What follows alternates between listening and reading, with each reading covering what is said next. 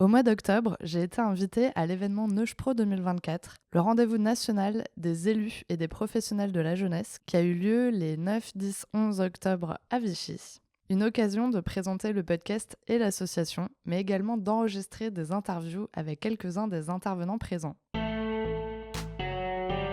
Parentalité et adolescence. Bonjour et bienvenue sur Parentalité et Adolescence, le podcast qui vous donne des outils et des clés dont vous avez besoin grâce à des interviews d'experts sur divers sujets autour de l'adolescence. L'adolescence n'est pas obligée d'être synonyme de chaos, alors soyez joie, il y a des solutions. Avant de commencer, si vous n'êtes pas abonné à la chaîne YouTube, n'hésitez pas à le faire dès maintenant pour ne pas manquer les prochains épisodes. Je vous propose de découvrir au fil des épisodes différents professionnels de la jeunesse sur des sujets comme la santé mentale des jeunes, le harcèlement, mais aussi sur l'accompagnement des ados d'aujourd'hui. J'espère que ces épisodes vous plairont. Bonjour Laurence. Bonjour. Alors pour commencer, pourrais-tu te présenter s'il te plaît ? Alors moi, je suis Laurence Carré, je suis chef opérationnel de la cité éducative de la ville d'Échirolles. Ok. Et en parallèle, je suis aussi formatrice pour le CNFPT, le Centre national de la formation de la fonction publique territoriale. Super, merci beaucoup pour la présentation. Alors, quelles sont les stratégies pour détecter et prévenir le harcèlement s'il te plaît ? Alors déjà, le harcèlement, pour moi, il y a quelque chose qui est essentiel, c'est de sensibiliser et de former l'ensemble des acteurs éducatifs qui sont les pros, mais également les parents d'élèves. C'est aussi important qu'ils aient les informations. Et par rapport à cette formation, parce qu'aujourd'hui, il y a quand même plusieurs formes de harcèlement. Il y a le harcèlement scolaire, certes. Il y a aussi du cyberharcèlement physique. Il y a énormément de possibilités qui gravitent autour de ça. Donc aujourd'hui, ce qui est important, c'est que tous les professionnels soient formés pour pouvoir répondre de la meilleure des manières et pouvoir traiter assez rapidement ce sujet-là. Il faut aussi sensibiliser les familles parce qu'elles aussi ont un rôle à jouer, parce qu'il n'y a pas que l'école ou l'environnement professionnel où gravitent les jeunes. Donc les familles ont aussi un rôle à jouer, donc elles doivent être sensibilisées à ça pour pouvoir aider quelque part les acteurs qui gravitent autour des jeunes. Ok. Alors ensuite, ce qui est essentiel, c'est de créer un climat scolaire bienveillant.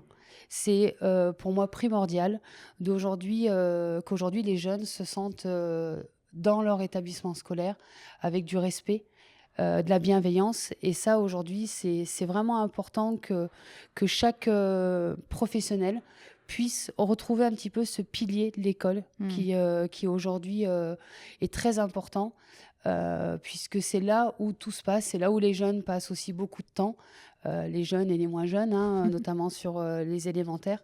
Donc c'est vraiment important de recréer aussi ce climat scolaire. Et dans ce climat scolaire, on peut aussi créer des cercles de parole. Ok.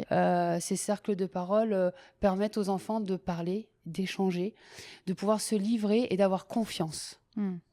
Alors, ce qui est important aussi, c'est de mettre en place des écoutes anonymes. On parle des cercles de parole, mais c'est aussi des espaces d'écoute anonymes. Et pour ça, il existe plusieurs choses qui peut être mis en place.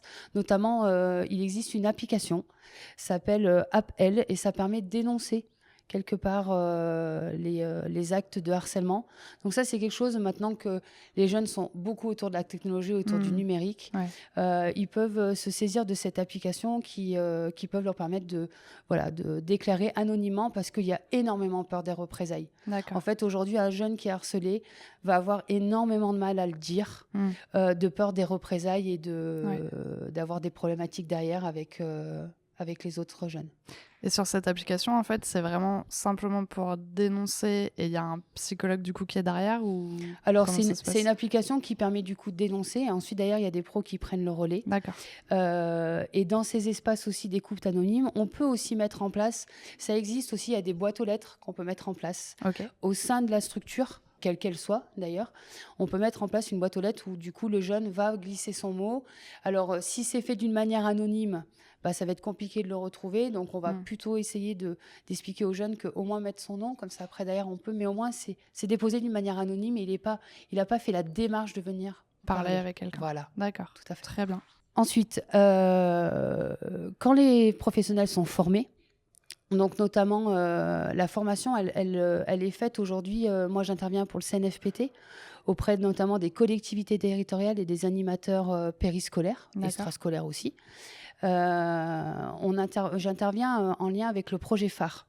Le projet phare, c'est un projet, c'est une méthode de préoccupation partagée, la méthode PICAS, on appelle ça, qui du coup aujourd'hui permet aux acteurs, donc aux animateurs, mais également aux enseignants, aux directeurs d'école, de pouvoir aujourd'hui détecter le harcèlement et pouvoir le traiter avec Ok. une méthode. On va pouvoir, avec cette méthode, savoir aussi si c'est de l'harcèlement ou pas.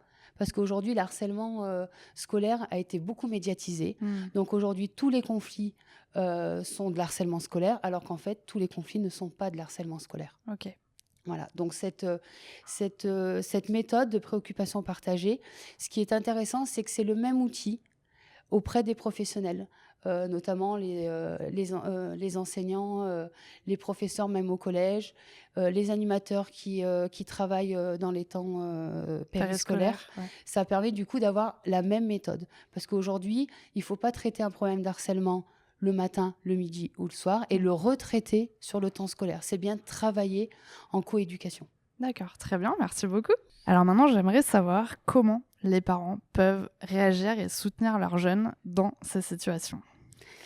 Alors effectivement, les parents, ils ont toute leur place pour pouvoir accompagner leur enfant dans ces problématiques-là. La première chose, c'est d'avoir une écoute active et inconditionnelle. À partir du moment où le jeune ou l'enfant a pu exprimer son mal-être, il faut qu'à un moment donné, il y ait un adulte, alors si c'est le parent, d'autres c'est très bien, ou si c'est un autre adulte, qui ait toute sa confiance. Voilà.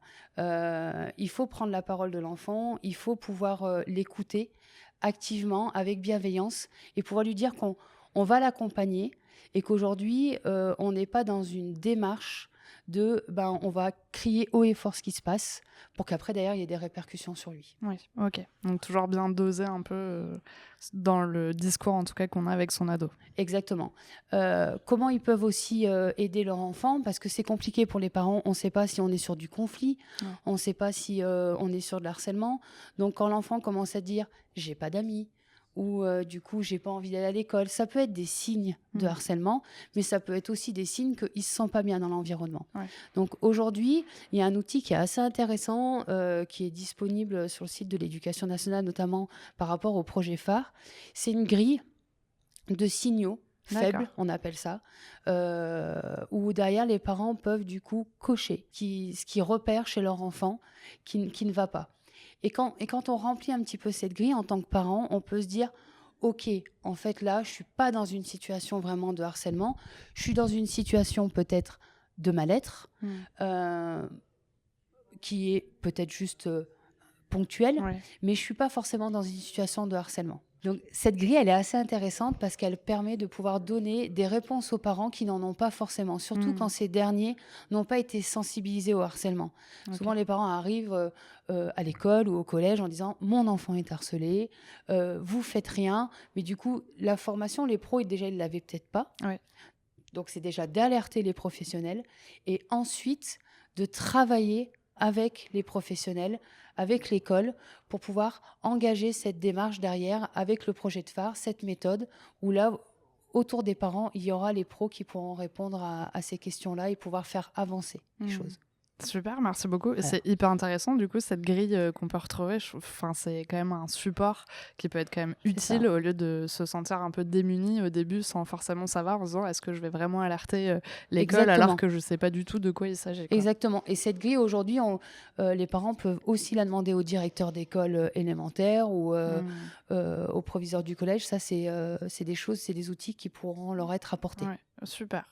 Alors pour les parents, il y a aussi une solution alternative qui existe, c'est qu'il faut pouvoir encourager la parole. Et pour encourager la parole, les familles, elles peuvent aussi se tourner vers des professionnels, comme des psychologues, ce genre de choses, où les enfants pourront du coup libérer leur parole. Il existe aussi une plateforme qui s'appelle Jeunes Violence Écoute, qui permet aux jeunes de pouvoir s'exprimer comme ils le veulent, de la manière qu'ils le veulent. Et pour le coup, on est moins dans une mes parents ont pris un rendez-vous pour que j'aille parler à quelqu'un. Voilà, on est dans c'est le jeune qui prend la décision à tel ou tel moment de parler. En tout cas, il faut vraiment encourager la parole avec bienveillance, bien sûr. Merci beaucoup. Alors pour finir, as-tu un message à transmettre aux personnes qui nous écoutent aujourd'hui ? Alors oui, j'ai un message à faire passer aux personnes qui nous écoutent. Le message, c'est que globalement, il est indispensable d'élever l'estime de soi auprès des jeunes aujourd'hui. Les jeunes sont de plus en plus sur les réseaux sociaux. Il y a moins en moins d'interactions personnelles entre les jeunes, mais physiquement. Ouais. Beaucoup de choses se passent derrière les écrans. C'est d'ailleurs pour ça qu'il y a de plus en plus d'harcèlement, du cyberharcèlement. Et les diverses institutions sont déjà en train de se poser des questions sur faire travailler les professionnels sur les compétences psychosociales, faire travailler l'école aussi sur les compétences psychosociales avec la gestion des émotions, mais aussi avec d'autres éléments des compétences psychosociales.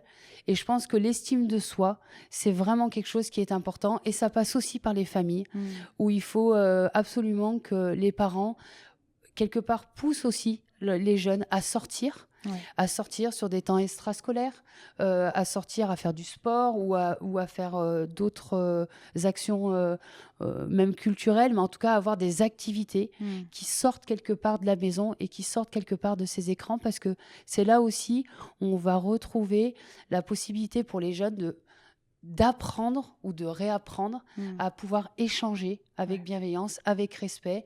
Et c'est ça aussi le vivre ensemble, c'est d'être ensemble. Eh ben, merci beaucoup pour ce très beau message. Merci d'avoir accepté mon invitation sur le podcast. Merci à vous. Merci d'avoir regardé la vidéo jusqu'au bout. J'espère qu'elle vous a plu. N'hésitez pas à la partager autour de vous et on se retrouve la semaine prochaine pour un nouvel épisode. À bientôt.